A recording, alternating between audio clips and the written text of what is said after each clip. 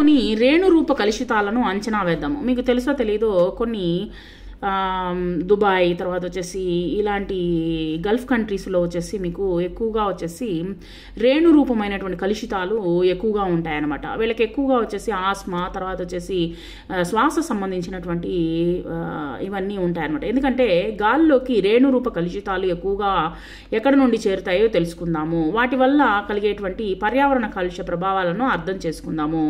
ఇక్కడ వచ్చేసి కొన్ని రోజుల వరకు వీళ్ళకి వచ్చేసి విండ్ రెయిన్ అనేటువంటిది వస్తూ ఉంటుందన్నమాట. అంటే గాలి వాన మాదిరిగా వస్తూ ఉంటుందన్నమాట. ఆ యొక్క గాలిలో వచ్చేసి పొడి దుమ్ము వచ్చేసి మొత్తం వ్యాపించి ఉంటుంది. అది ప్రయాణం చేసేటప్పుడు కూడా కారులో ప్రయాణం చేసేటప్పుడు కూడా ఎదుటి వ్యక్తి కనిపించకుండా ఉంటుందన్నమాట. ఆ విధంగా రేణురూపం అనేటువంటి కలుషితాలు ఎక్కువగా ఉంటుందన్నమాట ఈ యొక్క కంట్రీస్లో వచ్చేసి.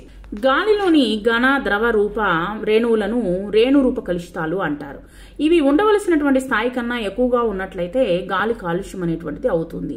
ఇప్పుడు చూడండి, ఎక్కువగా మన యొక్క ఇప్పుడు అందరూ శ్వాసకోశానికి సంబంధించినటువంటి బాధపడుతూ ఉన్నారు. ఎందుకంటే దుమ్ము, పరాగ రేణువులు, తర్వాత పొగ, బూడిద, వాహనాల నుండి వెలువడేటువంటి పొగ, బొగ్గు, సిమెంటు రేణువులు మొదలైనవి గాలిలో ఉండే రేణురూప కలుషితాలు. అదే కాకుండా ఈ విధంగా ఈ యొక్క ఎడారి ప్రాంతాల్లో ఉన్నటువంటి దుమ్ము అంతా మనకు ఎక్కువగా వచ్చేసి విండ్ వాన అనేటువంటి పడుతూ ఉంటుంది.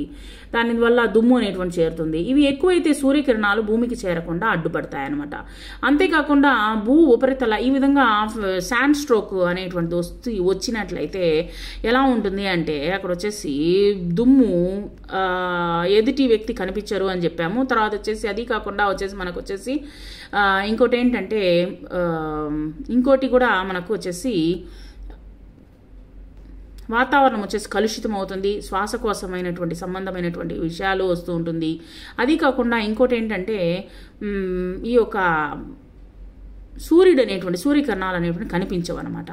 సూర్యకిరణాలు భూమికి చేరకుండా అడ్డుపడతాయి. అంతేకాకుండా భూ ఉపరితల ఉష్ణము వాతావరణాన్ని చేరకుండా నిరోధిస్తాయి. ఈ రెండింటి వలన భూగోళం వేడెక్కుతుంది.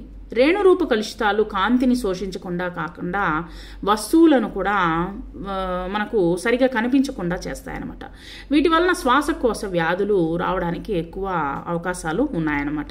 కొన్ని దేశాల్లో అయితే ఒకే రకమైనటువంటి 6 స్లైడ్లను తీసుకొని రెండో వైపు నుండి చదవగలిగేలా ప్రతి స్లైడ్కు నెంబర్ వేయండి.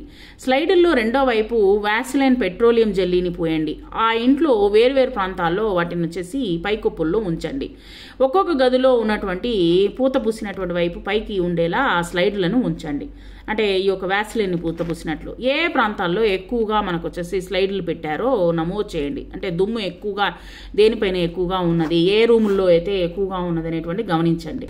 ఒక వారం తర్వాత అన్ని స్లైడ్లను తీసుకొని ఒక తెల్లని కాగితంపై ఉంచాలి. ఉంచిన తర్వాత పూత పూసినటువంటి వైపు పైకి ఉండేలా పెట్టాలి. ఒక్కొక్క స్లైడ్పై పోగైనటువంటి రేణురూప కలుషితాలను లేదా ఏరోసాల్స్ భూతద్దంతో కానీ మైక్రోస్కోప్తో కానీ మనం చూసినట్లయితే పోగైనటువంటి రేణురూప కలుషితాలను అంచనా వేయండి. ఎంత ఉందో చూడండి. 6 స్లైడ్స్ పెట్టుకున్నాము.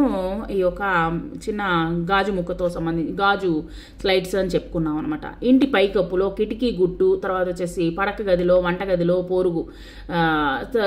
సొరుగు అంటే బ్యాక్ సైడ్ అంటే ప్రతి ఒక్క దాంట్లో మనం వచ్చేసి ఈ యొక్క స్లైడ్స్ని పెట్టిన తర్వాత ఎక్కువగా ఎక్కడ పోగైంది అనేటువంటిది చూడండి. చాలా ఎక్కువగా పోగైంది ఎక్కడ పోగై ఉంటుంది ఇంటి పైకప్పు. ఎందుకంటే మొత్తం యొక్క దుమ్ము అంతా ధూళంతా ఆ ఇంటి పైకప్పు మీదే ఎక్కువగా వచ్చి ఉంటుంది. ఎందుకంటే మిగతా రూమ్స్ అన్నిటిని మనము తలుపులు వేస్తుంటాం కాబట్టి కాస్త మనము తగ్గేదానికి చాలా అవకాశం ఉందన్నమాట. దుమ్ము అనేటువంటిది ఉంటుంది, కాదంటం లేదు. ప్రతిరోజు దుమ్ము అనేటువంటిది దులుపుకోవాలి, కానీ ఎక్కువ అనేటువంటిది ఉండదన్నమాట. పైకప్పుల్లోనే ఎక్కువగా దుమ్ము అనేటువంటిది ఎక్కువ పోగై ఉంటుంది.